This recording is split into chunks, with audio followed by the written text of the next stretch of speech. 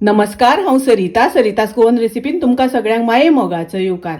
आज गोकुळाष्टमीची आमी गोपाळ काल्याची रेसिपी करूया। ह्या हांवें अर्द वाटी धंय घेतलां,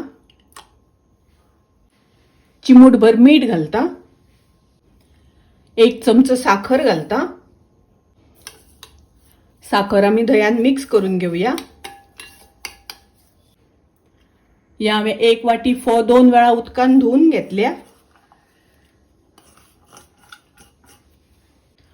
अर्द वाटी लाह्यो घालता, अर्द वाटी काकडी हांवें बारीक कापून घेतल्या, अर्द वाटी दाळमाचे दाणे,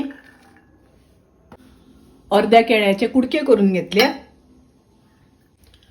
2 चमचे भाजलेली चण्याची डाळ घेतल्या। भाजलेल्या चण्याच्या डाळीच्या जाग्यार चण्याची डाळ भिजत घालून घेतल्यार जाता। थोडी ओली कोथमीर कापून घालता, एक हरवी मिरसांग बारीक कापून घालता, 2 चमचे सोय घालता। मिक्स करून घेऊया।